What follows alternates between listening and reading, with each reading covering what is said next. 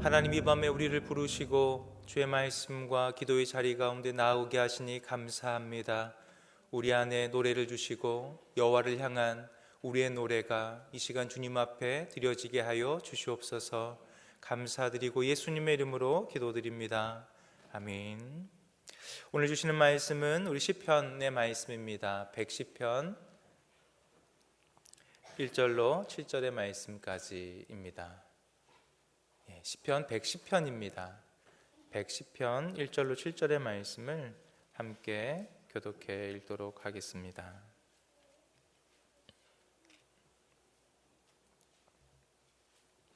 구약성경 885쪽인데요. 제가 한 절, 성도님께서 한 절 교독해 함께 읽도록 하겠습니다.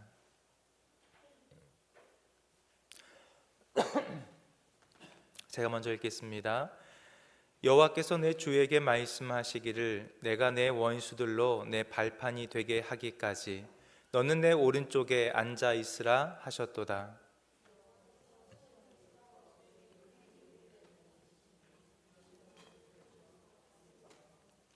주의 권능의 날에 주의 백성이 거룩한 옷을 입고 즐거이 헌신하니 새벽 이슬 같은 주의 청년들이 주께 나오는도다.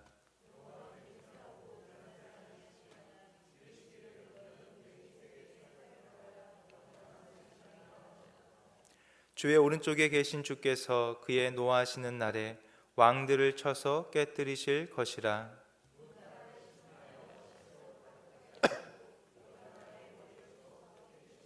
함께 읽겠습니다. 길가에 시냇물을 마심으로 그의 머리를 드시리로다. 아멘. 이 밤에 오신 여러분들 환영하고 축복합니다. 오늘 시편의 말씀을 함께 나누게 되었습니다. 사실 우리가 지금 가스펠 프로젝트를 금요 기도에 함께 하고 있습니다. 그래서 좀 기억하실 게 뭐냐면 지금 왕정 시대를 지금 저희가 공부하고 있습니다. 그래서 왕정 시대의 사울과 다윗과 그리고 누구죠? 솔로몬이라고 하는 이 통일왕국의 세 왕을 공부하면서 우리가 이제 솔로몬의 이야기를 마치고 이 다윗과 솔로몬에게 우리가 드려지는, 어찌 보면 그들의 이름으로 묶여져 있는 시편, 잠언, 전도서와 같은 이러한 책들을 공부하게 하고 있는 것이죠. 그래서 지난 꽤 오래전에 우리 잠언을 우리가 함께 나눴고요. 그리고 지난주에 우리 전도서의 말씀을 가지고 함께 나누었고, 오늘은 시편의 말씀을 가지고 이러한 시대 배경 안에 이 시편이 어떻게 고백되었는가 하는 것을 우리가 함께 보려고 합니다. 혹시 여러분 시편을 좋아하십니까? 시편 좋아하십니까?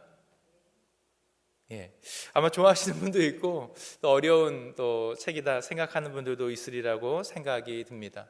아마 오늘날로 치면요, 오늘 우리가 부르는 이러한 찬양 혹은 복음성가 혹은 이러한 성가와 같은 구성들이 오늘 시편의 말씀과 같다라고 생각할 수 있습니다. 사실 우리가 시편이라고 이야기한다면요, 오늘 좀 PPT를 준비했는데 우리 함께 같이 읽어볼까요? 함께 읽겠습니다. 시편 함께 읽겠습니다. 하나님이 하신 일에 대한 인간의 고백이라고 이야기할 수 있습니다.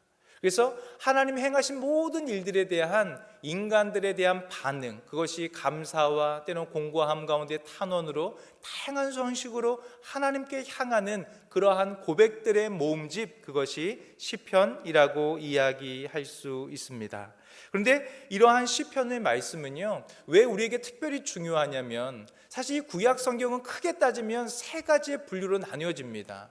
첫 번째는 모세의 오경이라고 하는 율법서가 있고요, 그리고 예언자들의 말씀 모음인 예언서가 있습니다. 그리고 우리가 보통 욥기, 전도, 시편, 잠언, 아가라고와 같은 이러한 성문서들을 포함하는 세 가지의 단락으로 되어 있는데, 근데 이 율법과 예언서라고 하는 것은 위로부터 아래로 내려오는 말씀이에요. 이게 무슨 이야기냐면 하나님이 우리에게 주신 율법의 말씀이 계시를 통해서 우리에게 주어주는 것이 율법서라면, 예언자들이 각 시대와 상황 속에서 예언자들이 하나님의 말씀을 받아가지고 이것이 야훼의 말씀입니다 라고 선포하는 것, 하늘의 음성을 듣고 선포하는 것이 예언서입니다. 그래서 이 모든 구약 성경의 배경은 하나님의 율법과 예언의 말씀이 그 위로부터, 하나님으로부터 우리 가운데 주어지는 계시의 말씀이라고 할 수 있습니다. 근데 이 시편과 같은 성문서는 어떤 의미가 있냐면요, 이러한 하나님이 계시를 통해서 행하시는 말씀과 행동하심에 대해서 이 시편은 뭘 하는 거예요? 반응하는 겁니다. 감사와 찬양과 때로는 긍휼을 구하고 탄원하면서 이 아래에서부터 위로 올려지는 그러한 고백들의 모음이 시편이라고 할 수 있습니다. 그래서 만약에 여러분이 마음이 너무 괴롭고 힘들고 삶이 지치는데 예언서를 읽으시면 깜짝 놀라실 겁니다.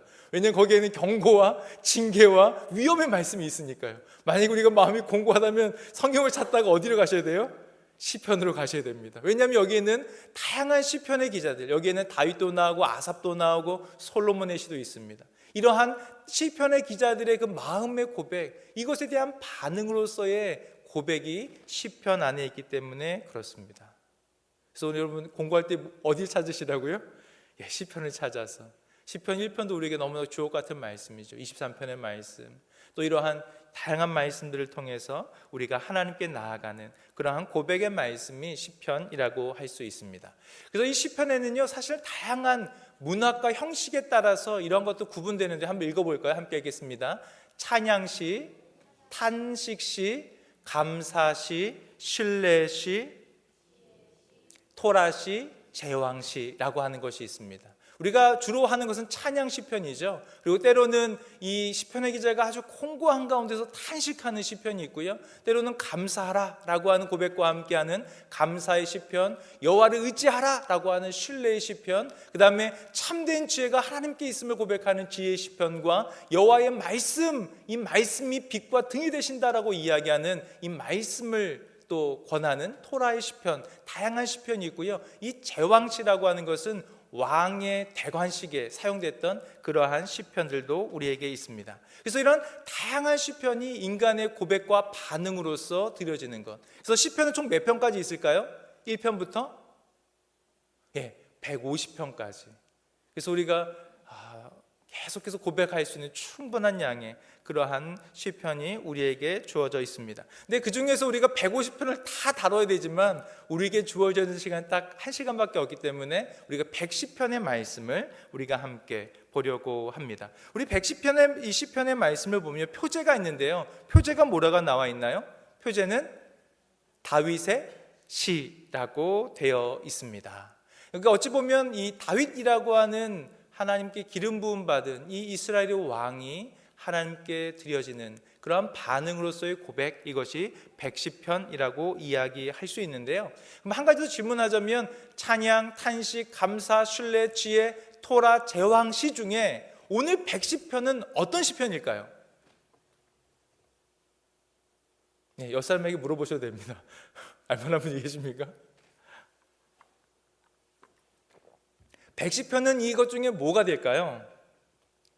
110편은 이 시편의 종류 중에서 제왕시 편에 속하는 시라고 이야기할 수 있습니다. 아까도 말씀드린 것처럼 왕의 대관식 때 하나님의 그 찬양대 혹은 성가대와 이 회중들이 함께 화답하면서 부르던 그러한 시편 중에 하나가 110편입니다. 그래서 성경에 보면 시편 2편 같은 경우도 그렇고요, 101편 같은 경우도 그렇고 제왕 시편으로 분류가 됩니다. 그래서 이게 제왕 시편이 뭔가라고 하는 게 좀 궁금하실 텐데, 우리 말씀 시편 2편의 말씀 6, 7절을 같이 한번 읽도록 하겠습니다. 함께 읽겠습니다.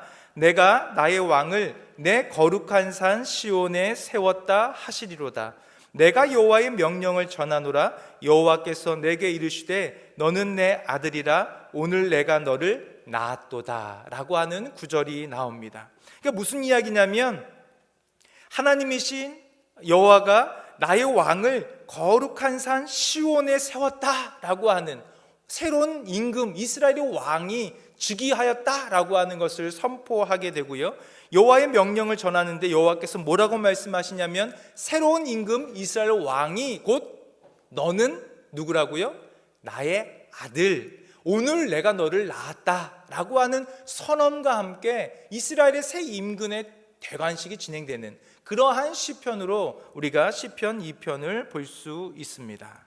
그래서 오늘 이러한 관점으로 우리가 110편을 보면요, 이것이 어떠한 의미의 재앙신가 라고 하는 것을 우리가 좀 더 이해할 수 있을 것 같습니다. 제가 오늘 왜 PPT를 쓰냐면요, 내용이 조금 어려울 수 있어서 좀 단순하고 쉽게 말씀을 끝내고 이제 기도의 시간에 가기 원해서 간단하게 요약해서 이 부분을 좀 이해하고 함께 기도의 자리로 갔으면 좋겠습니다.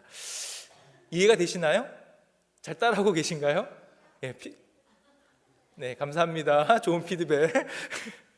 그래서 여기 금요일이 항상 졸린 시간입니다. 그래서 저희도 너무 힘드시면 찬양할 때 좀 일어서서 말씀을 듣는 시간이 될 수도 있습니다.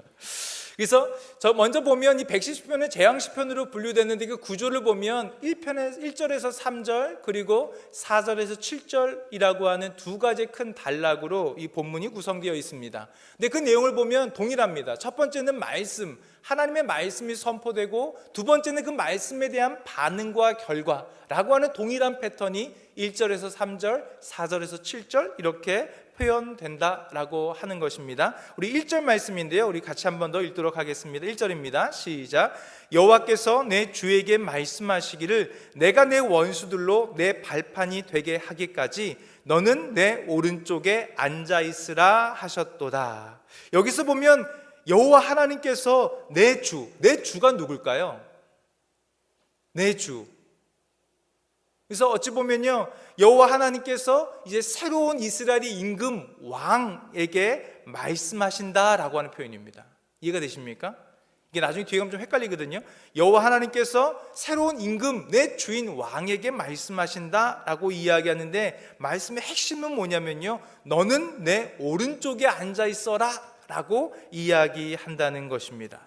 여기서 오른편에 앉아 있는다라고 하는 것은요, 영광과 특권, 특별히 우선권을 상징하는 자리라고 이야기할 수 있습니다. 근데 이 표현이 흔하지 않은 표현이에요. 성경에서 보면 대부분의 왕은요, 하나님 보좌 앞에 앉아 있습니다.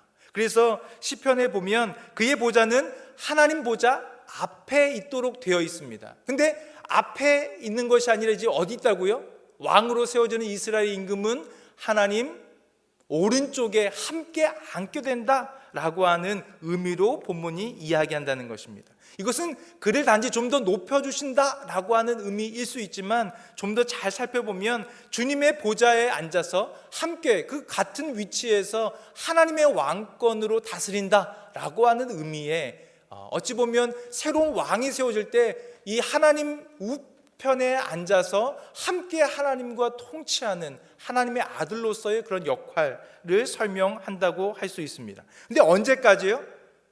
내가 내 원수들로 내 발등상이 되게 하기까지라고 이야기하는 것입니다. 구약 성경에서는 주석을 찾아보니까 오늘 본문에서 딱 한 번 등장합니다. 무슨 이야기냐면 원수를 완전히 정복하는 그 시간까지, 그러한 때에 임금의 새로운 이스라엘 왕이 주의 보좌 우편에 앉게 된다라고 하는 고백, 하나님의 말씀을 통해서 이 대관식이 시작된다라고 하는 것이죠. 이것이 하나님 말씀의 선포입니다.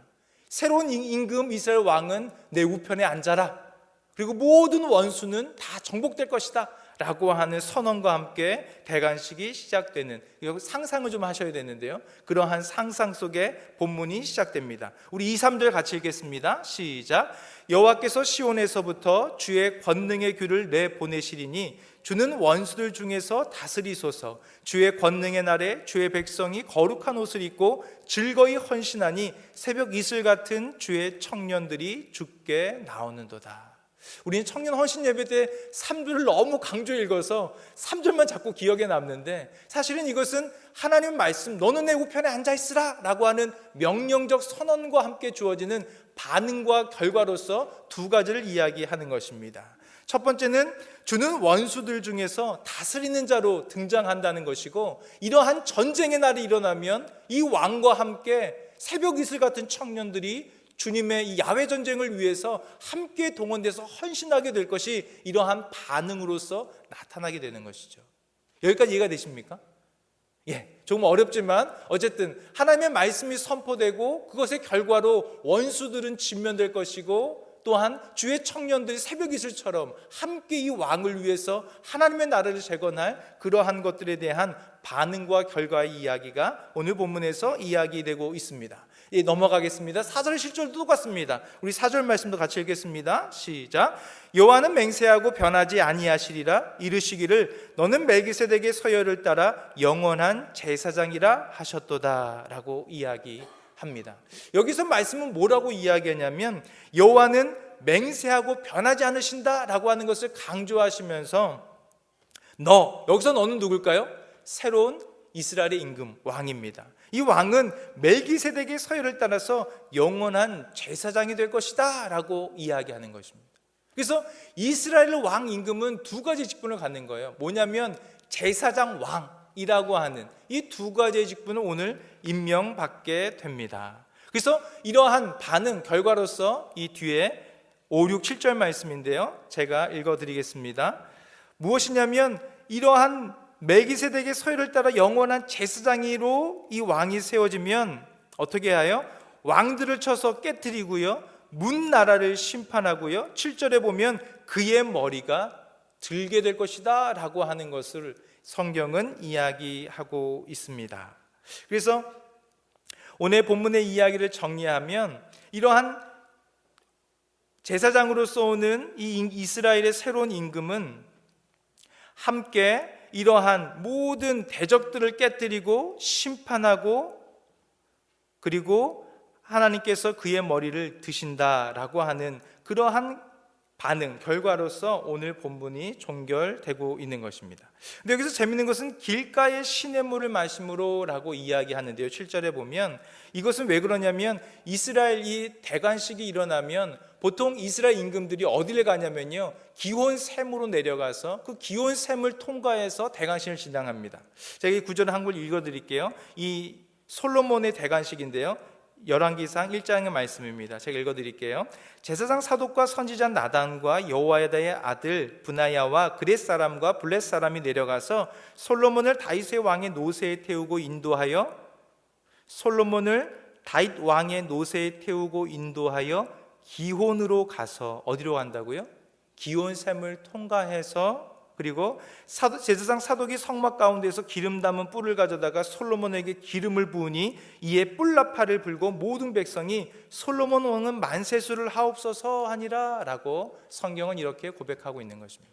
그래서 이러한 솔로몬의 대관식 때 이 다윗 왕의 노새를 태워서 기온샘을 통과하여서 이렇게 왕으로 위임받고 하는 어떤 그런 행식들을 7절에 보면 길가의 시냇물을 마신다라고 하는 표현으로 이야기하면서 그의 머리를 든다라고 오늘 성경은 이야기합니다. 머리를 든다는 것은 어찌 보면 승리를 상징하는, 그래서 모든 것들에 대한 승리와 안정을 상징하는 그러한 표현으로 보여지는 것입니다.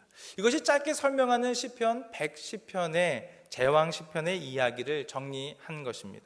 근데 이 이야기를 짧게 이야기하는 이유는 뒤에 좀 더 해야 될 얘기가 있기 때문인데요, 한번 곰곰이 생각해 보죠. 그러면 이스라엘의 왕은 과연 왕과 제사장 두 가지의 직분을 다 가질 수 있습니까? 우리가 생각할 때 혹시 여러분 기억하세요? 사울 왕이 먼저 선지자가 오지 않았는데 먼저 제사하다가 하나님께 징벌을 받죠. 그래서 사실은 이스라엘의 역사에서 보면 왕은 왕으로 기름 부음 받고 제사장은 제사장으로 기름 부음 받고 선지자는 선지자 역할로 기름 부음을 받습니다. 근데 오늘 시편을 잘 보면 오늘 왕의 대관식을 이야기하는데 왕일 뿐 아니라 또한 제사장으로 세움받는다라고 하는 것을 이야기한다는 것입니다. 어찌 보면 일반적인 이스라엘 왕보다 훨씬 더 넓은 개념의 제사장 왕에 대한 이야기를 오늘 시편 110편은 이야기한다는 것인데요, 이것은 오실 메시아에 대한 기대가 오늘 이 시편 안에 담겨져 있기 때문에 그렇습니다. 그래서 신약과 연결해서 이것을 좀 봐야 하는데요, 그래서 앞에 부분을 짧게 좀 이야기를 했습니다. 그래서 지금 110편은 두 가지를 이야기하죠. 첫 번째 1절 3절은 뭐예요? 왕이 등극할 것이다, 내 우편에 앉아라 라고 명령하고 여기에 대한 반응과 결과로, 그리고 4절 7절은 누가 등장해요? 멜기세덱의 반차를 따른 제사장이 될 것이다 라고 이야기하는 왕과 제사장의 두 가지 역할하는 임금이 등극할 것을 이야기한다는 것입니다. 그래서 이것을 이해하려면요, 우리가 누가복음으로 좀 가야 되는데, 누가복음 24장 44절의 말씀입니다. 같이 읽겠습니다. 시작. 내가 너희와 함께 있을 때에 너희에게 말한 바 곧 모세의 율법과 선지자의 글과 시편의 나를 가르쳐 기록된 모든 것이 이루어져야 하리라 한 말이 이것이라 라고 이렇게 이야기합니다. 예수님이 죽으시고 부활하셨습니다. 엠마오로 가는 두 제자와 함께 가시면서 이 두 제자에게 뭐라고 말씀하시냐면, 너에게 말한 바 모세의 율법, 선지자의 글, 시편에서 나에 대해서 기록된 모든 것이 이루어져야 하겠다라고 말하고 계시다는 것입니다. 아까도 이야기했죠. 구약은 세 개로 구성되어 있습니다. 모세의 율법과 선지서와 시편과 같은 성문서. 그러니까 구약의 모든 말씀이 예수 그리스도를 통해서 이루어진 어떤 예언의 성취들의 말씀으로 가득하다라고 하는 것을 이야기하고 계시다는 것입니다. 근데 그 중에 특별히 뭘 톡 집어서 이야기하시냐면, 그 성경 중에서 시편의 글이 나에 대해서 무엇인가 예언하고 있다라고 하는 것을 예수님은 엠마오의 두 제자에게 이야기해 주고 계시다는 것입니다. 그래서 구약의 모든 말씀은 그리스도의 오심에 대한 예언이고, 그리스도의 오심을 통해서 이 모든 구약의 예언이 자신을 통해서 성취되었다라고 하는 것을 예수님은 말씀해 주고 있습니다. 그래서 이 구약 성경 중에서 특별히 예수님이 주로 인용하는 구절 중에 하나가 바로 우리가 조금 전에 살펴본 시편 110편의 말씀입니다. 마가복음 12장에서 등장하는데요, 우리 본문 말씀 앞에 있으니까 같이 읽겠습니다. 다윗이 성령에 감동되어 친히 말하되 주께서 내 주께 이르시되 내가 내 원수를 내 발 아래에 둘 때까지 내 우편에 앉아있으라 하셨도다 하였느니라. 조금 색깔을 달리했는데 보이시나요? 가운데 약간 파란색이 약간 약한 부분이 바로 시편 110편 1편에 대한 내용들을 예수님이 이 제자들에게 해주시는 이야기입니다. 근데 여기서 뭐라고 이야기하냐면, 다윗이 성령의 감동이 되어서 이 시편을 기록하였는데, 바로 시편 110편 1절의 말씀을 이렇게 고백하지 않았냐라고 이야기하면서 과연 오시는 메시아가 누군지에 대한 그러한 질문을 이야기합니다. 여러분 기억나세요? 이 논쟁이? 그래서 다윗이 내 주께라고 이야기했는데 그 그리스도가 누구겠느냐라고 종교 지도자들에게 반문하시는 장면이 마가복음 12장에 등장하는 것입니다. 그래서 여기서는 본문을 잘 보시면요, 주께서, 처음에 주는 누굴까요?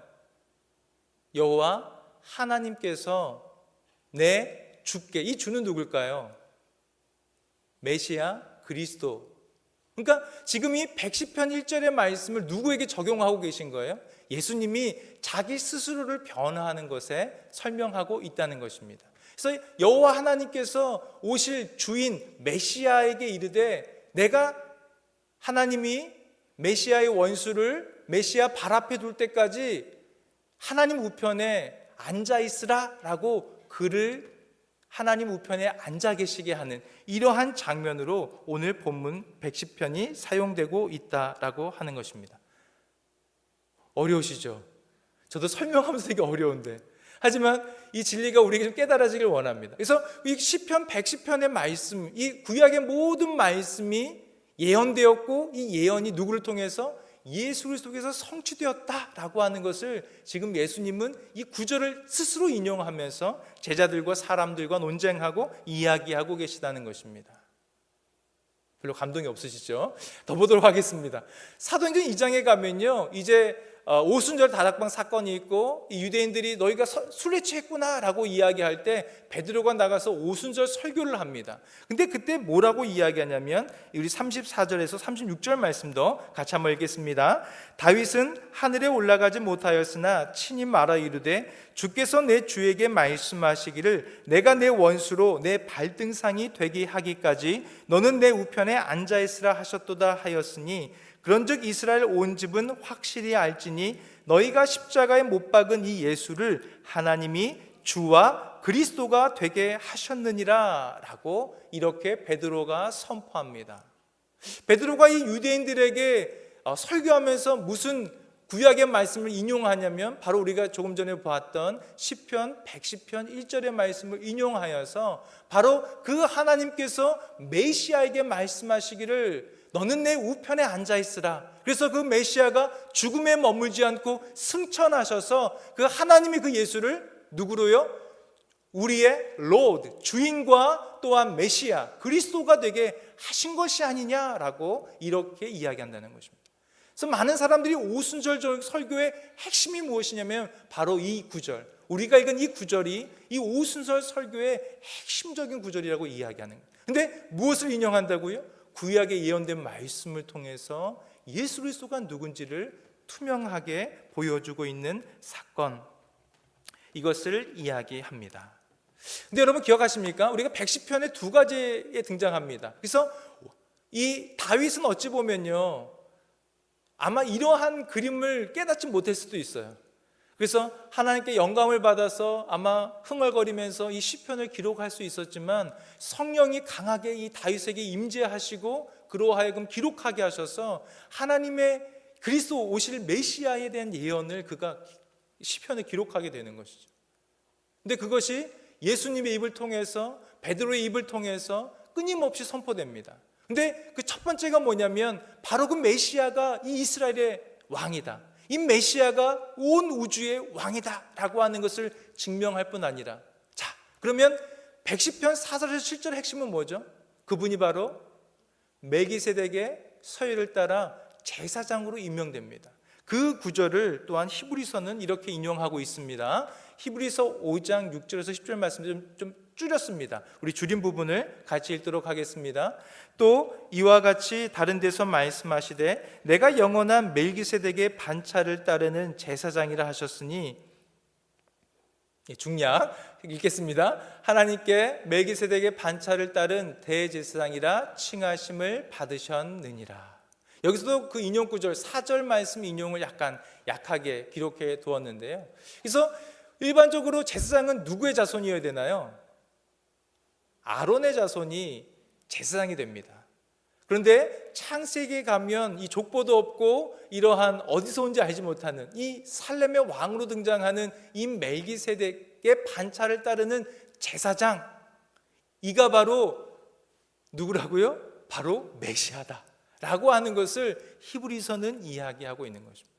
그래서 구약에 있는 시편 110편의 말씀 이 7구절을 통해서 예수 그리스도와 베드로와 수많은 믿음의 사람들이 그 왕이 바로 메시아 그리스도시구나, 그 왕이 왕으로 오실 뿐 아니라 바로 멜기세덱의 반차를 따르는 제사장으로 우리의 모든 죄를 지시고 속죄자로 그 땅 가운데 나아가는 분이 바로 예수 그리스도시구나 라고 하는 것을 깨닫기 시작하는 것입니다. 그래서 이 말씀은 적어도 세 군데의 이해가 필요합니다. 첫 번째는 다윗이 기록했던 시대에 그것은 뭘로 쓰였다고요? 왕의 대관식의 시편으로 쓰였습니다.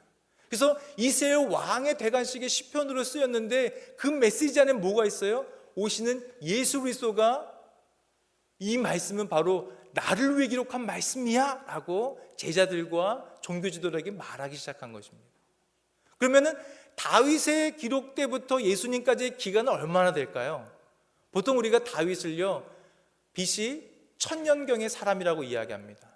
그러면 적어도 이 다윗이 성령의 감동을 통해 기록한 이 시편의 말씀이 1000년이 지나서 예수 그리스도를 통해서 이것이 성취되어 있다는 것입니다. 근데 이 성취된 말씀이 다시 2000년을 지나서 오늘 이 자리 호산나 교회 이 말씀을 듣고 나누는 이곳에 있는 우리에게도 이 말씀이 주어져 있다는 것이죠. 예수 그리스도의 예언의 말씀이 다윗을 통해 선포되었고 그것이 예수를 통해서 그 예언이 성취되고 완성되었습니다. 그 말씀을 2000년이 지난 지금 우리가 믿음으로 받아들이고 그 주와 그리스도 그분이 바로 예수님인 것을 우리가 믿음으로 고백하게 된다는 것입니다. 그래서 저는 우리가 계속해서 시편을 노래하다라고 하는 주제의 제목을 가지고 오늘 이 말씀을 나누고 있는데요, 우리가 앞서 찬양할 때도 시편을 노래하니까 너무 좋더라고요. 우리가 왜 시편을 노래해야 될까요? 그것이 우리의 인간의 반응이기 때문에, 우리의 감정을 잘 이해해주고 도두어주기 때문에? 아니요, 이 시편의 말씀 속에 하나님의 예언의 말씀이 감추어져 있고, 이 모든 예언들이 예수 그리스도를 통해서 우리 가운데 드러났고, 그것이 오늘 우리가 믿음으로 반응할 그 말씀이기 때문에 그러합니다. 그래서 우리는 계속 시편을 노래합니다. 왜냐하면 이 시편 안에 예수 그리스도의 보화와 같은 계시의 말씀들이 숨겨져 있고, 그 치열한 삶 속에서의 고백과 은혜를 우리가 오늘 동일하게 나누고 기도하기 원하기 때문입니다. 사실 요즘에 제가 좀 컨디션이 좋지 않습니다. 그래서 지금 항생제를 계속 주사도 맞고 또 약도 먹고, 근데 이게 계속 탈이 나요. 그래서 한 일주일, 2주일간 항생제를 쓰다가 염증이 생겨서 쓰고 있는데 계속 설사가 나서 4kg가 빠졌습니다. 그래서 이제 가서 또 약을 바꾸고 했는데 또 오늘 설사가 나기 시작해서 도저히 항생제를 쓸 수가 없어요. 그래서 병원에 전화했더니 쓰지 마시라고. 그래서 어떻게 해야 됩니까? 다음 주에 오시라고. 그래서 또 다음 주에 병원에 가야 되는데, 그래서 너무 몸이 막 지치고 힘드니까요, 아침부터 저녁까지 수업 듣고 공부하고 너무 힘든 거예요. 그래서 지금 벌써 한 달 넘게 계속 지금 몸이 안 좋아서 계속 컨디션이 좋지가 않습니다. 그래서 낙심도 되고, 이렇게 아픈 적이 없었는데 이거 공부하려고 하니까 왜 이러지? 내가 좀 더 하나님의 말씀을 깨달으려고 하는데 왜 이러지? 하는 그러한 제 마음 안에 있는 여러 가지 좀 갈등들도 있습니다. 제가 이야기를 나누는 이유는 뭐냐면요, 그 상황 속에 들어가니까요 너무 제가 힘든 거예요. 몸은 아프고 계속 설사는 하고 집중력은 떨어지고 학업은 따라갈 수 없고, 이런 막 환경 속에 있는데 내 환경을 넘어서는 말씀이 오늘 본문에 있더라고요. 그래서 벌써 수천 년 전에 다윗은 예수 그리스도의 오심을 예언하고, 그 예수 그리스도가 1000년이 지나서 오셔서 그 말씀을 성취하셨습니다. 이러한 하나님의 구속의 큰 파노라마, 그 흐름 속에 내가 있는 것이지 나의 삶이 딱 떨어지지 않다는 생각을 오늘 말씀을 준비하면서 생각하게 되었습니다. 우리는 하나님의 구속사 안에 속해 있는 사람입니다. 우리는 때로 성공하고, 때로는 잘 나가고, 때로는 건강해서 아무 문제 없는 것 같을 때도 있고, 때로는 우리의 삶이 너무 공고하고 힘들 때도 있고, 정말 웅덩이에 빠져서 도대체 움직일 수 없는 환경이라고 생각할 때도 있습니다. 하지만 우리의 개인의 업앤다운은 늘 있겠지만, 우리 지금 어디 있다고요? 예수 그리스도의 구속사 안에 우리는 함께 나아가는 믿음의 사람들인 줄 믿습니다. 다윗은 그것을 예언하였고요, 예수 그리스도는 성취하였고요, 우리는 그 예언에 성취된 예수 그리스도를 따르는 믿음의 백성으로 오늘 이 자리에 서 있습니다. 오늘 어떤 분들은 좀 편안한 마음으로 한 주간을 마감하고 이곳에 계신 분도 있고, 한 주간을 열심히 일했지만 여전히 해결되지 않은 문제들 속에서 공고함으로 이 자리에 앉아 계신 분들도 있을 것입니다.